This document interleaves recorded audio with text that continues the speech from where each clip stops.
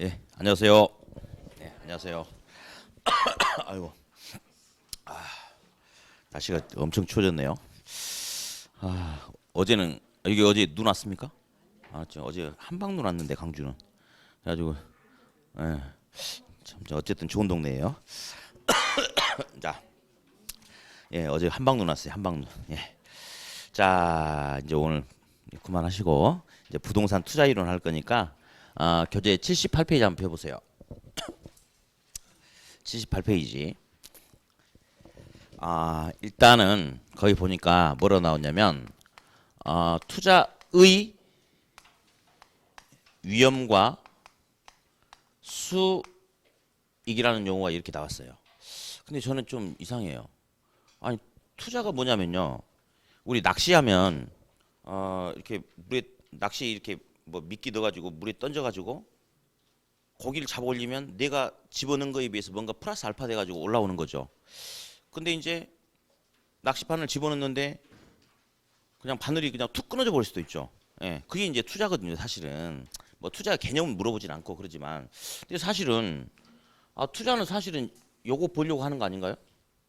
수익을 얻으려고 하는 건데, 그럼 저는 이렇게 하고 싶은데 수익과 위험이다라고 하면 더 좋을 것 같은데, 시험도 모든 교재도 위험과 수익이다라고 이렇게 나와요. 이렇게. 그래서 이제 한번 보니까 그 투자자는 말이죠. 우리 시험에서 이제 크게 두 가지가 있는데 위험 혐오형 투자자가 있고 그다음에 위험 선호형 투자자가 이렇게 있단 말이에요. 위험 혐오형과 위험 선호형 투자자가 있는데, 자, 이제 여기서 고수업을 치다 보면 어떤 사람은 기본 3점 나면 못 먹어도 돌아 계속 고를 열심히 내지르는 사람 있죠.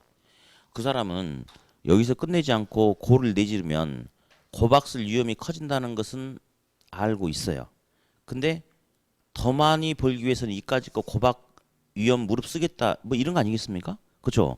그런 사람들은 위험 자체를 좋아하는 게 아니고 더 많은 수익을 얻기 위해서는 기꺼이 위험 부담을 하겠다. 그게 바로 이제 위험 선호형 투자자거든요. 근데 어떤 사람은 기본 3점이 나면 뭐 어떻게 할 거야? 잠깐 기다려봐. 하다가 수톱 이래. 이 자식이 수톱하려면 진직 수톱을 하지 한참 망설이다 수톱에. 그 사람이 왜 그랬냐면 여기서 끝내기는 좀 뭔가 아쉬운 측면이 있다 이겁니다.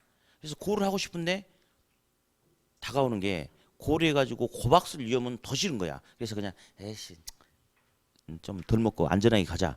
그런 사람이 누구냐면 위험 혐오형 투자자예요. 자, 그럼 있잖아요.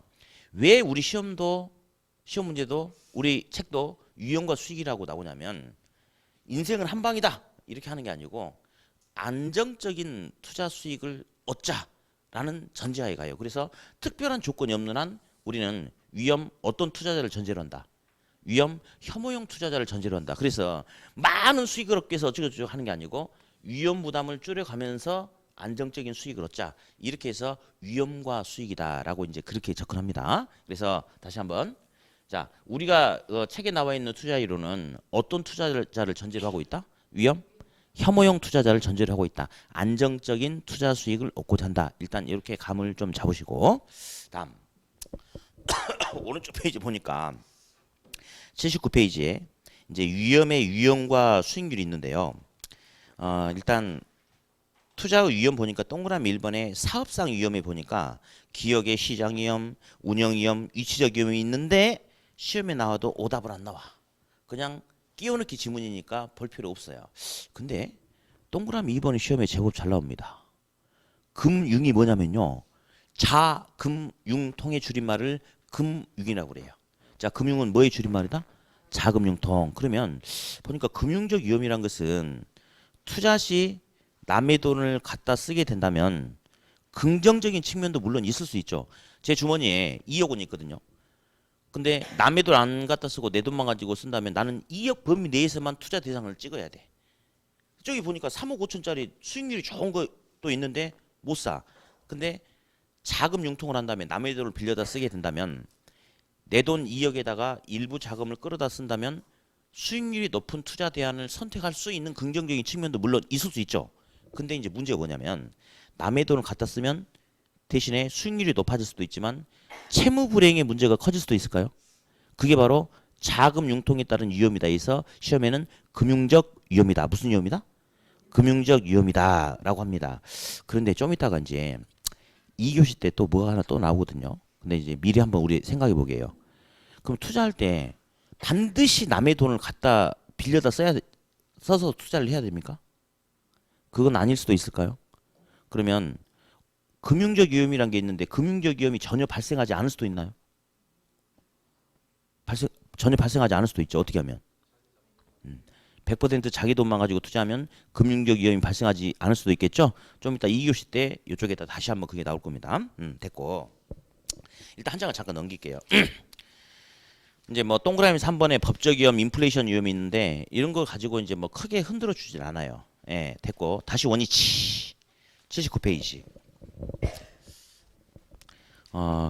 이게 참 좀 이렇게 좀 부담스러운 측면이 있는데 우리가 일주일 만에 처음 만나잖아요 지금, 그죠? 근데 아침에 보자마자 또 계산 문제를 하려고 하면 좀 찝찝한 구석이 있어요. 항상 학생들 기분 좋게 해줘야 되는데 또 기분이 상하면 어떻게 하냐 막 이렇게. 자, 그래서 이제 그 동그라미 2번 금융적 위험에 동그라미 니은 보니까 레버리지 효과라는 게 있어요. 그 우리 지렛대 효과를 영어로 레버리지라고 하거든요. 그래서 투자 시 남의 돈을 끌어다 쓰면 수익률이 더 커질 수도 있다. 뭐 이제 이런 개념 가지고 이야기할 텐데 저 밑에 보니까 알아두기에 저 밑에 2번 보니까 정의 지렛대 효과 있죠. 정 옆에 가로 열고 뭐라고 나왔어요? 플러스. 부 옆에 가로 열고 뭐라고 나왔어요? 마이너스. 중립 저 밑에요. 중립적 가로 열고 뭐라고 나왔습니까? 0. 자 여기서 있잖아요. 0이라는 숫자는 종전보다 커졌다예요, 작아졌다예요, 같다예요. 변화율이 0이래. 그러면 종전하고 똑같다. 뭐 이런 거예요. 어디 그러면 정의 지렛대 효과하고 레버리지 효과하고 똑같은 말. 부의 레버리지 효과 중에 뭐가 우리 시험에 주가 될 것 같아? 그냥 찍어봐.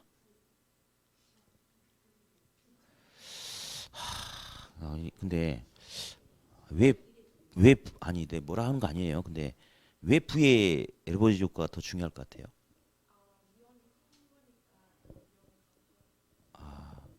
그 정 옆에 플러스란 말이 붙었죠. 우리 저번 주에 정의 지렛대 효과 있죠. 정의 외부 효과. 그때도 정 옆에 플러스가 있었거든요. 부의 외부 효과는 옆에 마이너스가 있었어요. 그 플러스가 뭐냐면 나의 이익이 커진다 이거고 마이너스는 나한테 손해가 생긴다 이 말이거든요. 이제 뭐라 하는 거 아닌데 좀 이렇게 저기 정상적인 생각을 좀 하면 좀 좋지 않을까 이런 생각이 잠깐 들어서. 아니 투자 돈 까먹으려고 투자하나요? 그죠. 돈 벌려고 투자하는 거 아닌가요? 그럼 버는 게 마이너스야 플러스야? 그래요. 뭐라 하는 거 아니에요? 예. 그래서 그 저기 마이너스가 붙는다는 것은 비싼 사치 같은 거 갖다가 끌어다가 투자하면 벌어도 이자 갚아버리면 손해죠. 그런 게 이제 부 마이너스고 싼 이자를 끌어다가 쓰잖아요. 그럼 내 이익이 생길 수 있죠. 그게 정이에요. 정. 예. 이제 어떤 게 더 시험이 중요할 것 같아? 그렇죠. 됐어요. 예. 절대 뭐라 하는 거 아니에요. 기분 나빠 생각하시면 안 돼요. 안타까워서 그런 것뿐이었어요. 그냥. 자, 이제 책을 한 장 넘겨버리세요. 아예. 넘기세요. 필기도 절대 하지 말고 보지도 마.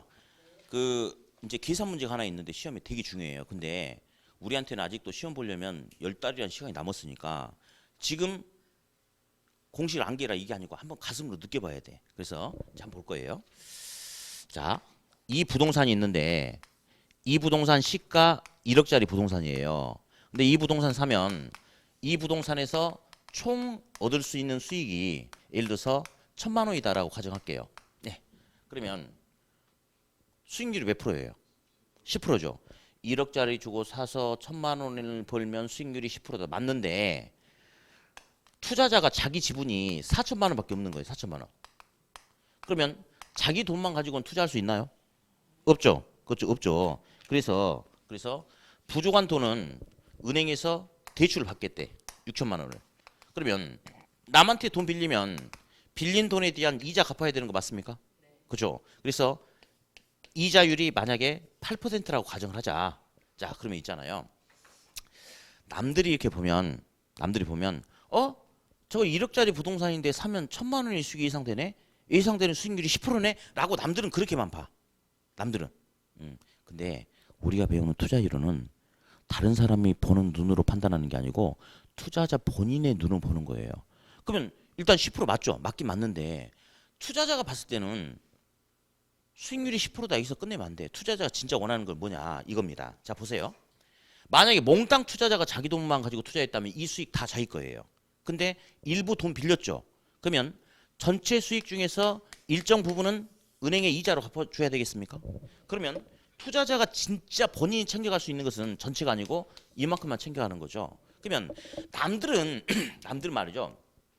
1억짜리 부동산인데 투자자 지분이 얼마가 들어갔고 대출 이자율이 몇 프로고 대출 조건이 얼마인지 몰라. 그냥 외관상으로 그냥 1억짜리인데 1,000만 원 보니까 수익률이 10%네 라고 그냥 끝내. 그러나 투자자 입장에서는 실질적인 자기 관점에서 수익률을 원해. 그러면 자기가 이 수익이 다 자기가 아니란 말이야. 그렇기 때문에 이 수익에서 이자 비용 빼고 진짜 자기가 투자했던 자기 자본, 자기 지분에 대해서 얼마만큼의 수익률이 떨어질지 이게 관심이 있는 거 아니겠습니까? 그렇죠? 그래서 이거 이름을 뭐라 불러주냐면 자기 자본 수익률 또는 지분 투자자 관점에서 원하는 지분 수익률이라고 합니다. 자, 이제 필기 같은 거 하지 말라고 했어요. 그냥 느껴보는 거 한번. 그러면 우리가 있잖아요. 요거는 시험에 나오면 절대 응용이 안 되는 문제거든요. 근데 한번 느껴보자고. 총 수익률이래, 지분 수익률이래. 그럼 지분 수익률이라는 것은 지분 투자자 관점에서 바라보는 거예요. 그러면 지분 투자한 지분에 대해서 총 수익이 다 자기 건가요? 아니죠. 거기서 지분 투자자가 가져갈 수 있는 순수한 수익을 가지고 이야기해야 될 거 아니에요. 그러면 총 수익 전체가 자기 게 아니니까 총 수익에서 뭘 빼야 돼? 이자 비용을 빼야지 순수하게 지분 투자자가 가져갈 수 있는 수익률이겠죠. 그렇죠? 그럼 이자 비용을 어떻게 계산하냐면 대출 받은 대출금에다가 이 자율 곱하면 이자가 됩니까? 그렇죠? 이렇게 해야지 자기가 온전하게 가져갈 수 있는 수익률이 되잖아. 그럼 이제 한번 계산해 보자고요. 지분이 얼마입니까? 4천만 원이죠. 총 수익은요? 1,000만 원이죠. 빌린 돈 얼마? 6천만 원. 대출 금리 8% 0.08이죠. 그러면 68에 48, 480만 원이겠네요. 그러면 1,000만 원에서 480만 원 빼니까 분자가 얼마냐면 520만 원. 분모는 4천만 원. 자, 여기서 이제 분자 나누기 분모하는 거죠. 그렇죠? 그러면 계산기로 520만 원 나누기 4천만 원 해보면 0.13이 됩니다. 근데 퍼센트로 물어볼 때는 100을 곱하는 거지 않습니까? 그럼 100을 곱하니까 몇 퍼센트? 13%. 자, 이렇게 계산해요. 이렇게. 근데 계산 시험 문제 나오면 응용 안 되고 그냥 이런 식으로 나오거든요. 그러니까 지금 계산을 해라 전혀 의미 없어요. 아직도 우리한테는 10달이 남았어. 10달이. 그러니까 이 공식을 한번 느껴보자고. 지금 그러니까 모르는 상태에서 억지로 암기하려고 하면 이게 우리 부작용이 생겨. 그러니까 그냥 느껴보자고요. 자, 이 용어가 뭐예요? 용어 다시 읽어보세요. 시작.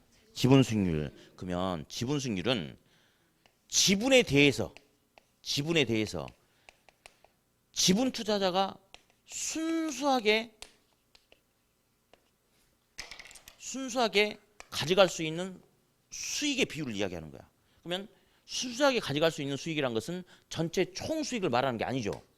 총 수익에서 뭘 빼야 돼? 이자 비용을 빼야 되겠죠. 이자는 어떻게 계산해요? 빌린 돈 곱하기 이자율하면 이자가 되는 거예요. 예. 그래서 요 공식이 시험에 너무너무 이제 중요하거든요. 그래서 억지로 복습도 하지 말고 그냥 다시 한번 용어를 느껴보자. 용어를 읽어보자. 무슨 수익률? 지분 수익률이라는 것은 뭐에 대해서? 전체가 아니고 지분 투자한 지분에 대해서 순수하게 지분 투자자가 가져갈 수 있는 수익의 비율이다.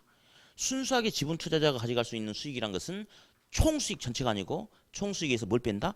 이자 비용을 뺀다. 예, 요게 그러니까 나중에 이제 우리가 계산 문제가 한 7문제 이상씩 나와요 학계로는. 근데 이런 식의 문제는 계속 똑같은 스타일의 문제가 계속 납니다. 그러니까 지금 말고 나중에는 우리 살려주고 우리 합격시켜줄 수 있는 그런 문제가 됩니다. 네, 좋아요. 복습 같은 건 절대 필요 없습니다. 네. 다음 이제 80페이지 또 볼게요. 아, 양가로 2번 보니까 투자 수익률이 있는데 자 다시 할게요. 1억 투자하면 1,000만 원을 벌 수 있을 것 같다. 그러면 수익이 얼마예요? 수익은 1,000만 원이에요. 수익률은 10%. 그래서 이제 사실은 동일 투자 대안에 대해서 수익과 수익률은 똑같은 말인데 돈으로 이야기하면 그냥 수익이다라고 이야기하고 투자 자금 대비 수익의 비율 퍼센트로 이야기하면 수익률이다. 그 차이만 있지 나머지는 똑같습니다. 자, 그럼 이제 양가로 2번 보니까 투자의 수익률이다. 이제 이 표현이 있는데 한번 볼게요. 이런 부동산이 하나 있어요. 이게 이제 시가 10억짜리야. 예.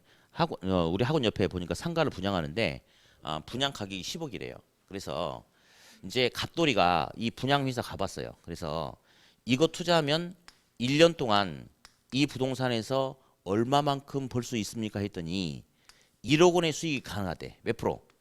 10% 수익률이 가능하대요. 그래서 이제 갑돌이가 또 물어봤어요. 근데 있잖아요.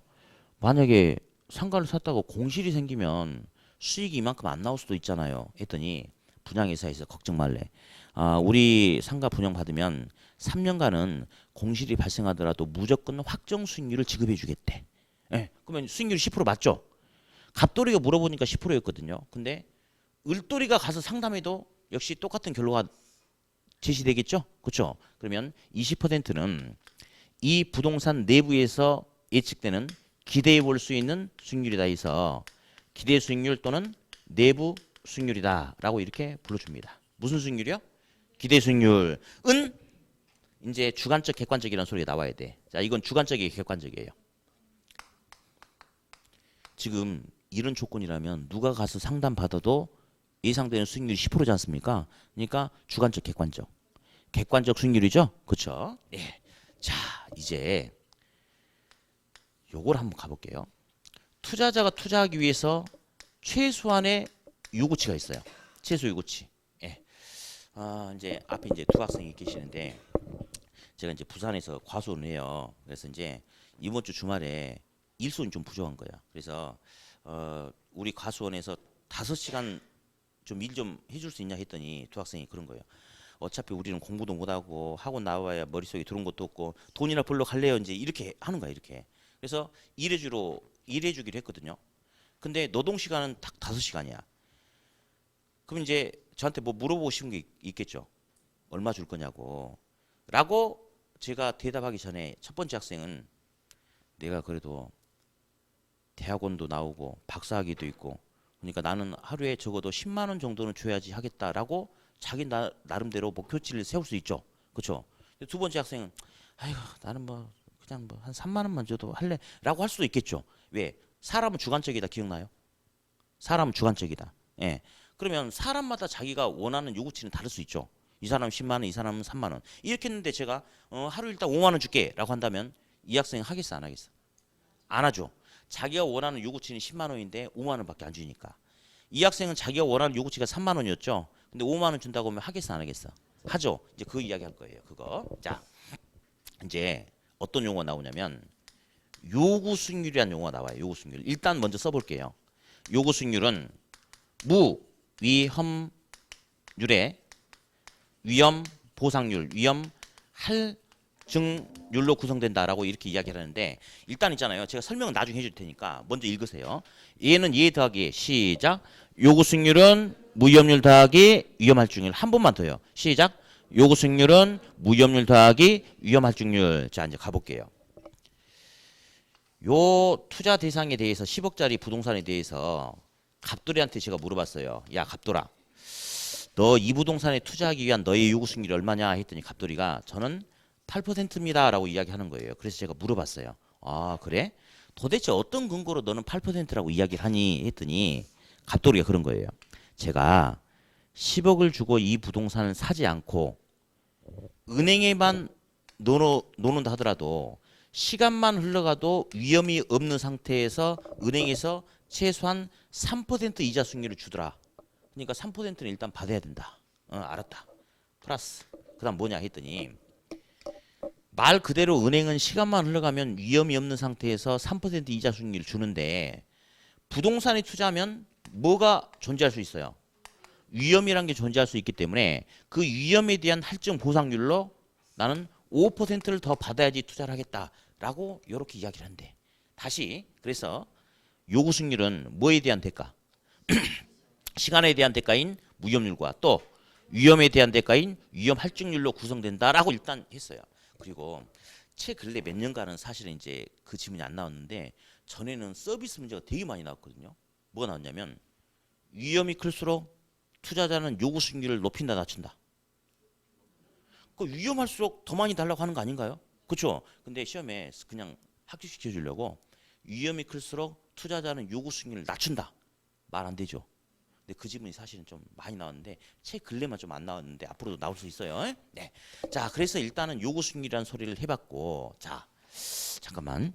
기대 수익률은 누가 봐도 똑같죠. 객관적이라고 그랬죠. 그럼 이제 요구 수익률은 주관적 수익률이거든요. 그거 한번 잡아볼게요. 갑돌이한테 물어봤더니 이렇게 이야기했는데 똑같은 투자 대상을 놔두고 이제는 을돌이한테 물어봤어요. 을돌아, 너의 요구 수익률이 얼마냐 했더니 을돌이가 13%입니다 라고 이렇게 이야기하는 거예요. 자, 보세요. 똑같은 투자 대안임에도 불구하고 갑돌이하고 을돌이하고 원하는 요구 수익률이 달리 나타나고 있죠 지금. 그죠? 그래서 제가 을돌이한테 물어봤어요. 왜 그런데 했더니 을돌이가 아니 제가 10억을 주고 이 부동산을 사지 않고 은행에다만 집어넣어놔도 시간만 흘러가면 위험이 전혀 없는 상태에서 3% 이자 수익률을 줍니다. 그러니까 최소한 3%는 나와야 됩니다라고 그렇게 이야기를 해. 아까 누구처럼? 갑돌이처럼. 예. 둘이 똑같습니까? 똑같죠? 시험이 안 중요합니다. 안 중요합니다. 예. 그다음 뭐냐 했더니 을돌이가 저기 다른 사람은 우리 부산 지역을 잘 몰라서 그러는데 우리 부산 지역은 교육 도시다. 그래서 했더니 아니 대학교도 많고 막 그래가지고 학교가 많아가지고 학생들이 1년 내내 학교를 다니는 건 아니잖냐. 그래서 사실은 저 부산대학교 앞에 이런 데 보면 평상시에는 장사가 잘 되고 상권이 좋은데 방학철만 되면 파리가 날린다. 그래서 사실은 1년 내내 안정적인 수익이 나타나는 게 아니고 계절에 따라서 수익률이 들쭉날쭉하기 때문에 불안정하다라고 지가 생각할 수 있어요, 없어요? 그래서 생각할 수 있죠. 그래서 자기는 그에 대한 대가로 10%가 나와야지 투자를 하겠다라고 자기는 그렇게 생각할 수 있는 거잖아요. 생각은 자기 마음이니까. 그렇죠? 그러면 똑같은 투자 대상에 대해서 투자자마다 바라보는 위험의 크기가 서로 다를 수 있습니까?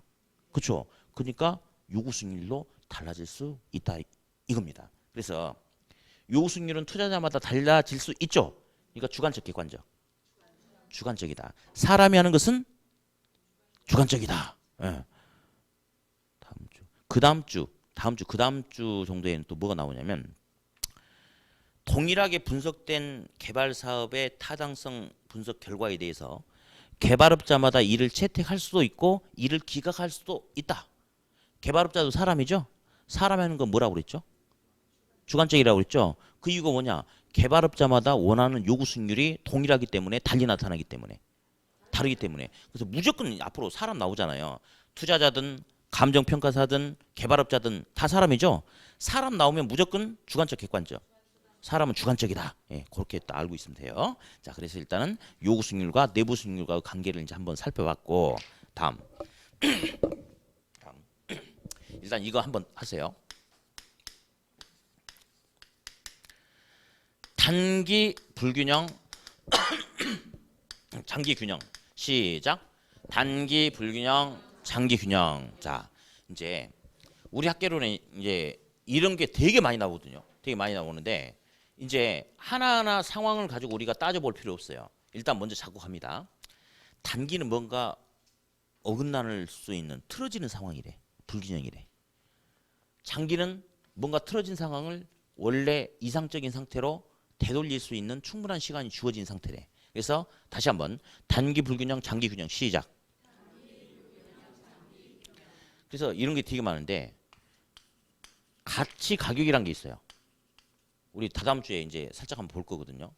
지금 가치가 뭔지 가격이 뭔지 제가 강의를 안 해드렸는데 오답이 여러 번 출제가 됐어요. 그냥 찍는 거야.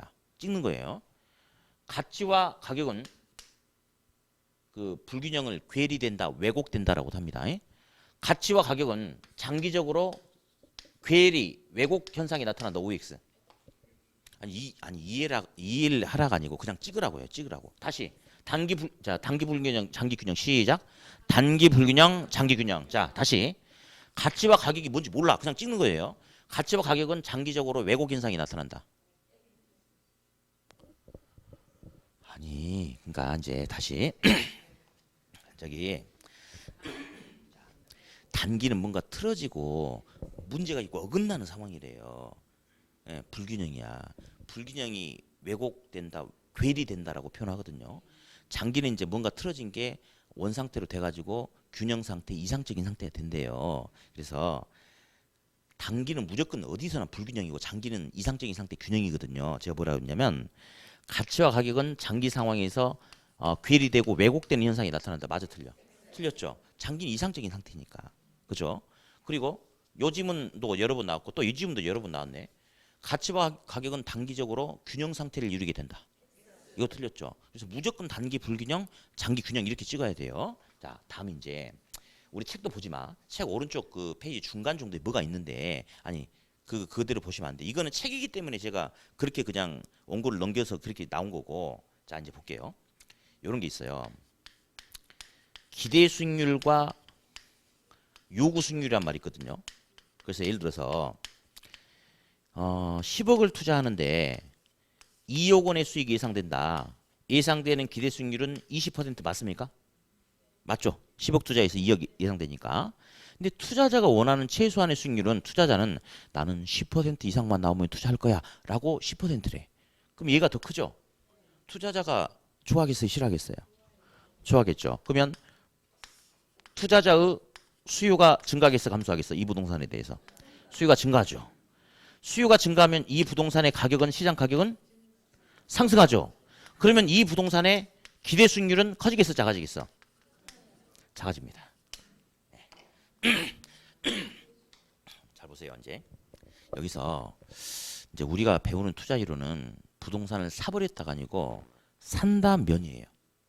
우리가 배우는 투자 이론은 부동산을 샀다 안 샀다 아직 안 샀습니다. 산다 면이에요. 산다 면. 그러면 이 부동산의 가격이란 것은 말이죠. 내가 가지고 투자자가 가지고 있는 자기 물건의 가격이 아니고 투자 시 소요되는 자금의 크기를 이야기하는 거예요. 볼래요? 전에는 10억 주고 사서 2억 원의 수익을 얻을 수 있어. 근데 사람들이 너도 나도 막 살려고 달라들어. 그러니까 이 부동산의 가격이 20억으로 상승해.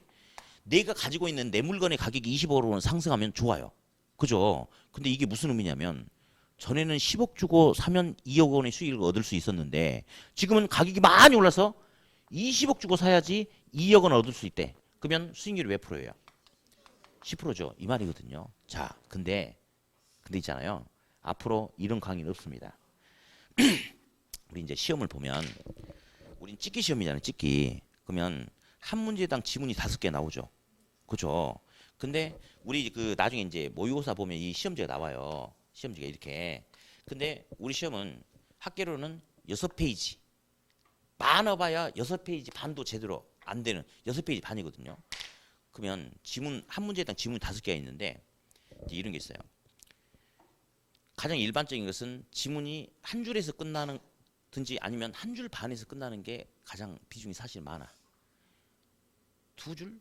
3줄 넘어가는 것은 그렇게 많지 않아. 근데 이런 거를 말이죠. 이렇게 되면 어쩌고 저쩌고 해가지고 이렇게 된다. 이거 설명하려면 줄이 4줄 이상 나와버려요. 안 나와. 그러니까 안 나와. 그래서 이거는 딱 어디까지만 나오냐면 요래 되면 어떻게 되냐 이렇게만 나오는 거야. 중간 과정 생략하고. 그러니까 이건 앞으로도 무조건 저걸로 끝내버릴 텐데. 그래서 이제 중간 과정은 오늘 처음이라서 그냥 한번 보여드린 거고. 자, 이제 잘 보세요. 이제 다시 따라서세요. 단기 불균형, 장기 균형 시작. 볼래요? 기대 수익률이 요구 수익률보다 크다. 그러면 점차 결국 장기적으로 다 똑같은 말이에요. 그러면 이제 단기에는 불균형이잖아요. 지금 그죠? 장기는 균형이 돼야 되겠죠. 볼래요? 요구 수익률이 10%인데 기대 수익률이 더 커. 안 맞았죠? 나중에 같아지려면 어떻게 해야 돼? 기대 수익률이 작아져야 돼요. 예, 다시 기대 수익률이 요구 수익률보다 작다. 그럼 점차 기대 수익률은 어떻게 되겠어? 요구 수익률이 10%인데 기대 수익률이 7%래. 예를 들어서 둘이 안 맞았죠? 그럼 장기는 무조건 같아야지. 지금 이해를 하면 안 돼요. 답 찾는 훈련하는 거예요 지금. 요구 수익률이 10%인데 기대 수익률이 더 적대. 같아지려면 어떻게 해야 돼? 커져야 되겠죠? 그러면 기대 수익률은 다시 상승한다. 이렇게 이제 나중에 답을 찍어줘야 돼. 왜냐면 이게 한 문제 전체가 이게 나오는 게 아니고 얄밉게 지문 하나만 나와요. 시험에 나와요. 지문 하나만 나오는데 이 중간 과정을 가지고 한번 해가지고 연상하면서 풀잖아요. 그럼 시간을 많이 뺏겨버리니까 안 돼. 그래서 무조건 단기 불균형, 장기 균형 이렇게 접근합니다. 다시 한 번 더. 자, 기대 수익률이 요구 수익률보다 크면 점차 기대 수익률은 커진다, 작아진다? 작아지겠죠? 얘가 더 큰 상태니까 같아지려면 그렇죠? 기대 수익률이 요구 수익률보다 작다 그러면 기대 수익률은 점점 커진다. 예, 이렇게 그냥 찍고 넘어가 버리면 돼요. 저기 제가 12월 달엔 질문하지 마라 그랬죠. 이렇게 끝나면 이제 쉬는 시간에 옆에 짝꿍한테 야 근데 있잖아.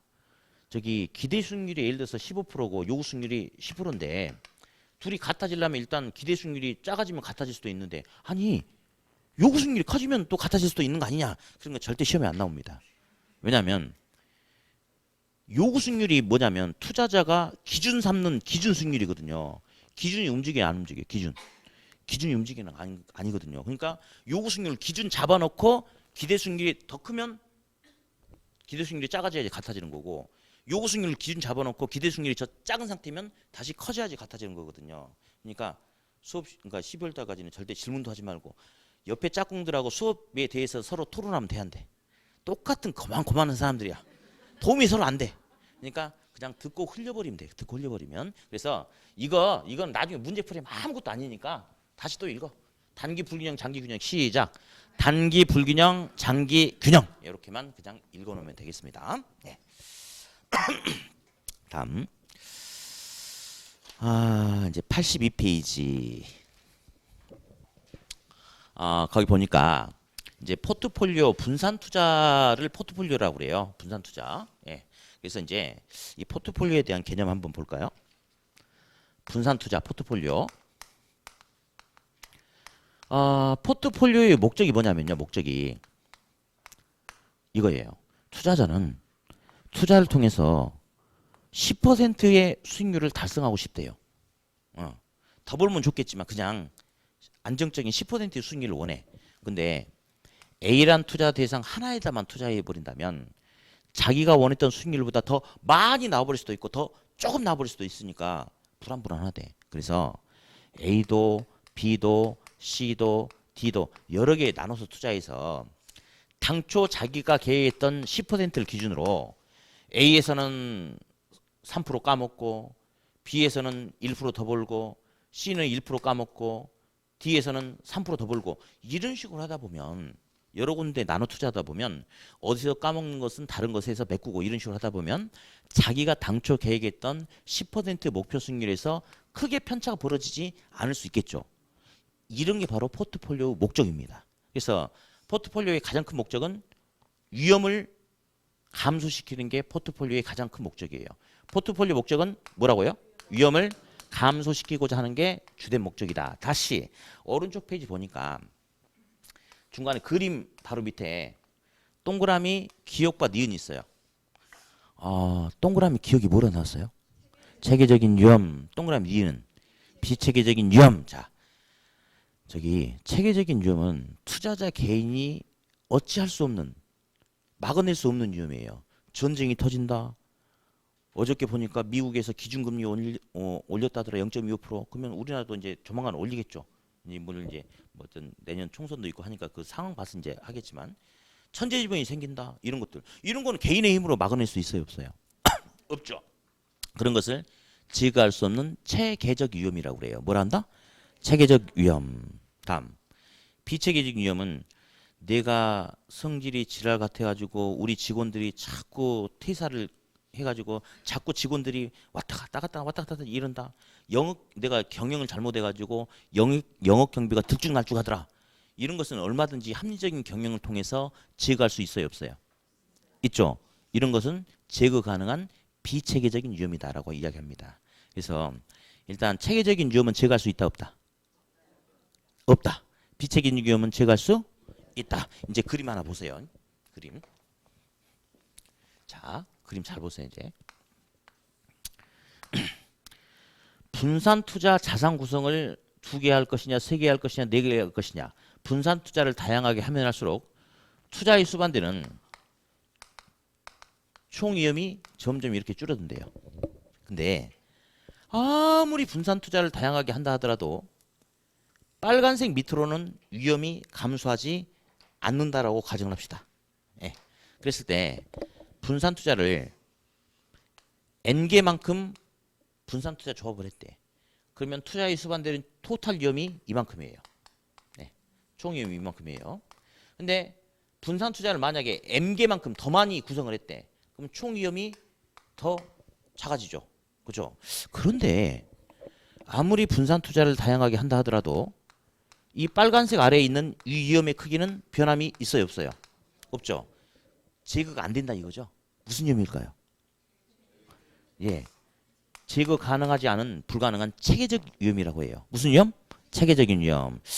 그런데 토탈 위험이 점점 줄어들고 있나요? 맞죠? 그러면 체계적인 위험은 감소하지 않는데 토탈 위험은 감소하고 있어요. 그 이유가 요 위에 있는 위험은 분산 투자를 다양하게 하면 할수록 점점 작아지죠. 제거 가능하죠. 뭐라고 할까요? 비체계적인 위험이다라고 하는데 제가 동그라미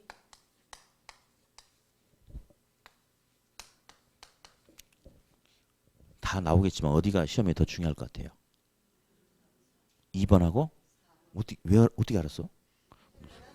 당연히 모르면 안 되죠. 바보죠. 당연히 색깔이 다르니까. 자, 이제 들어볼게요. 분산 투자를 다양하게 하면 할수록 투자에 수반되는 비체계적인 위험이 점점 감소한다. OX. 맞죠? 분산 투자를 다양하게 하면 할수록 투자에 수반되는 총 위험이 점점 감소한다. OX. 맞잖아요. 토탈 위험이 점점 감소하고 있으니까. 맞죠? 예. 자, 분산 투자를 다양하게 할수록 투자에 수반되는 체계적인 위험이 점점 감소한다. OX. 저기 체계적인 위험은 감소하지 않죠? 그죠? 네. 분산 투자를 다양하게 하면 할수록 투자에 수반되는 모든 위험이 점점 감소한다. OX. 응?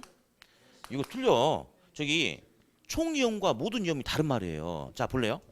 저기 체계적인 위험은 일정하잖아요. 근데 비체계적인 위험은 줄어들죠. 그러니까 토탈 위험은 감소한다. 맞아. 총 위험은 감소한다. 맞아요. 근데 여기서 모든 위험이 감소한다라는 의미는 비체계적인 위험도 감소하고 무슨 위험까지? 체계적인 위험도 감소한다 이 말이에요. 그러니까 틀린 거예요. 그래서 2번, 4번 가지고 오답을 종종 주거든요. 그래서 다시 당연히 비체계적인 위험이 감소한다는 맞는 거고 체계적인 위험이 감소한다면 틀립니다. 그죠? 총 위험과 모든 위험은 달라요. 얘는 감소하지 않고 얘가 감소하니까 토탈 위험은 점점 감소하는 거 맞아요. 근데 모든 위험이 감소한다면 돼 안 돼? 안 됩니다. 그래서 이제 뭐 어쨌든 1월달 수업할 때 기본서에다 제가 이 4개를 다시 한번 써둘 겁니다. 예, 그래서 뭐 비체계적인 위험은 감소한다. 맞다. 체계적인 위험은 감소한다면 안 된다. 총 위험은 감소한다. 맞다. 그러나 모든 위험이 감소한다면 안 된다. 일단 그 소리 알아두시고요. 다음 거기 용어 하나만 좀 짚고 넘어가야 될 게 있는데 그 양가로 3번에 동그라미 1번을 보니까 혹시 상관계수란 게 있습니까? 상관계수. 예. 상관계수에 대해서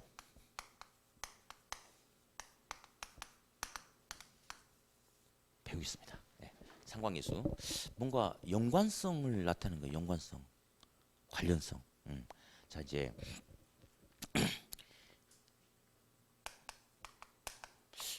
부부가 있는데 부부는 성격이 좋아야 돼요. 그래야지 안 헤어지고 잘 살 수 있죠. 성격이 좋다는 게 둘 다 성격이 똑같으면 헤어질 가능성도 커지는 거죠. 남자도 성질이 불같고 여자도 불같으면 큰일 나죠. 그러면 성격이 서로 반대로 나타나면 오히려 더 조화롭게 잘 살 수도 있겠죠. 그죠? 예, 이것도 똑같습니다. 예. 자, 이제 한번 볼게요. 투자를 하는데 갑돌이라는 사람하고 을돌이라는 사람하고 투자를 하는데요. 갑돌이는 어떻게 하느냐면요. 현대 자동차에 투자하고 저기 삼성 자동차에 투자하고 예, 뭐 기아 자동차에 이렇게 투자를 하는가 봐. 이게 주식 투자를. 근데 을돌이는 현대 자동차하고 삼천리가 뭐예요? 삼천리?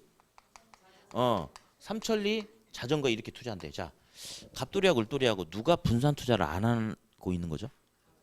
아니 하고 있어요. 하고 있어. 다 하고 있어요. 갑돌이 잘못 하고 있어요. 갑돌이 뭐 보세요.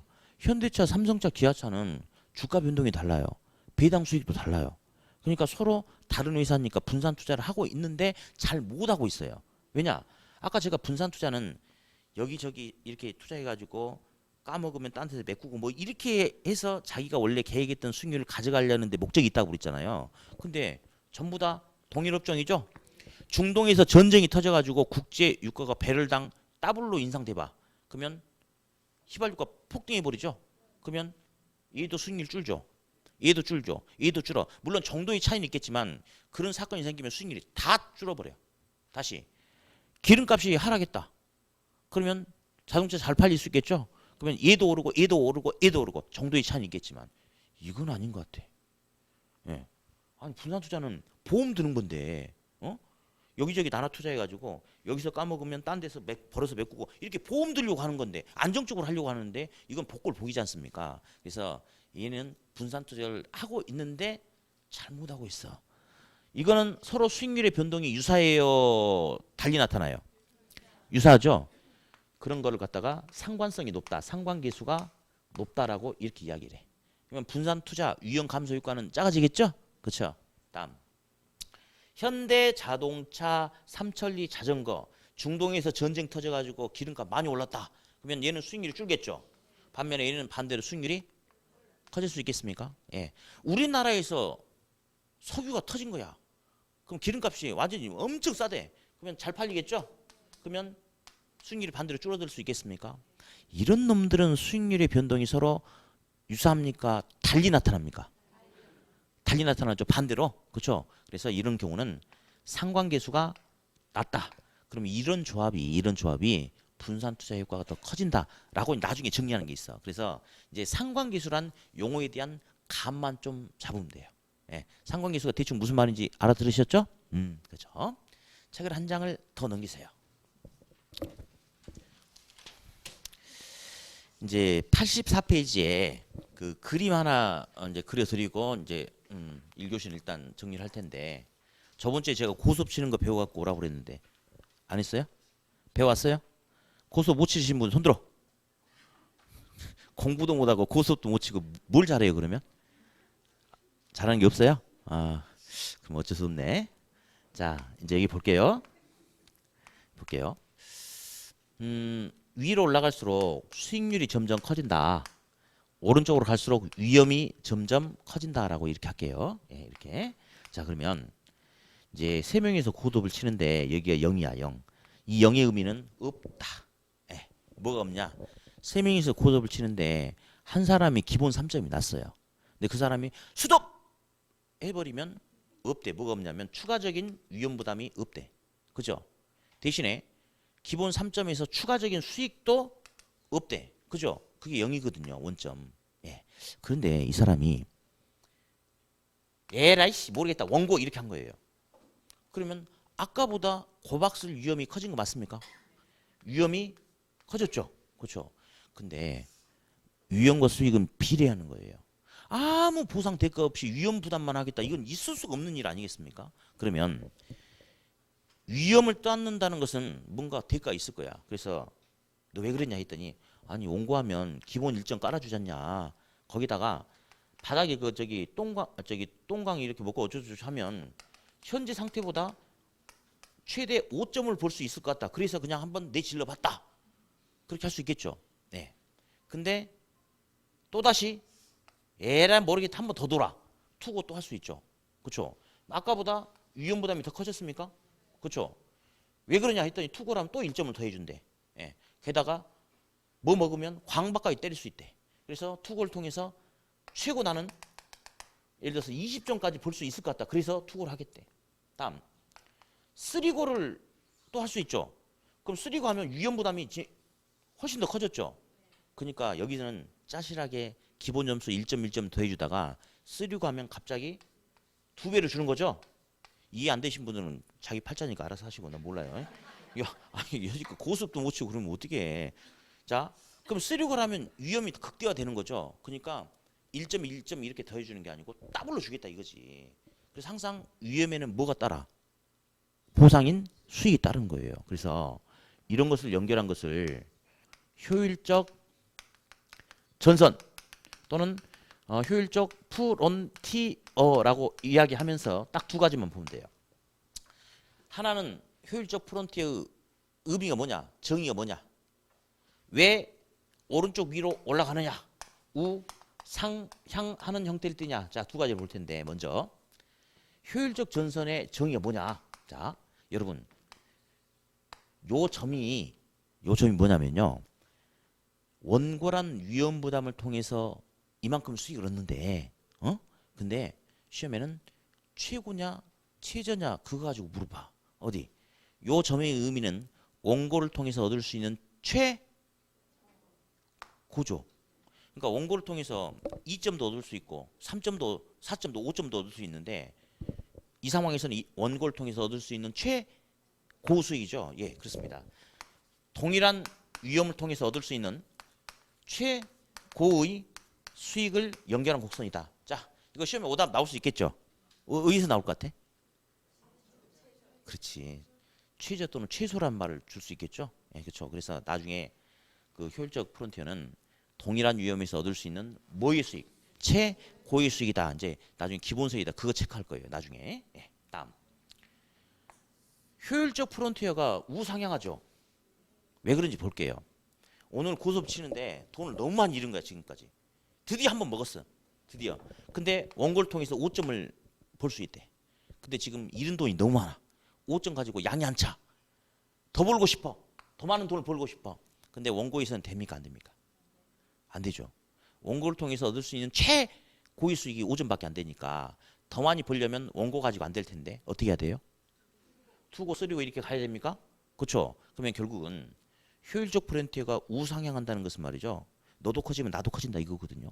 그러면 더 많은 수익을 얻기 위해서는 더 많은 뭘 부담해라. 위험도 부담해라 이겁니다. 그래서 위험과 수익은 비례 관계다. 자, 위험과 수익은 무슨 관계다? 비례 관계다라고 그렇게 이야기를 합니다. 예. 그래서 일단은 여기만 보면 되겠고요. 다음. 이제 이해고 뭐고 전혀 필요 없습니다. 이제 시험에 몇 번 나왔는데 딱 하나만 물어보거든. 뭐가 있어? 뭐 있는데 어디 그냥 보는 거 체크하면 안 돼요. 요 곡선이 있고 뭐 요런 곡선이 있어. 요런 곡선이 있어. 그냥 노란색으로 써볼까요? 해볼까?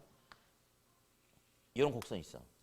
근데 뭐 무차별 곡선이라고 그래. 근데 시험에서 야 무차별 곡선의 정의가 뭐야? 그럼 제가 강의를 해요. 잘해. 금방 해. 그러나 시험에서는 그런 거 안 물어보고 야 뭐 최적의 포트폴리오는 여기래 이렇게 물어봐. 요거는 두 곡선이 뭐하는 크로스되고 있는 거죠. 그러면 교차네. 교차. 예. 여기는 둘이 만나는 점이죠.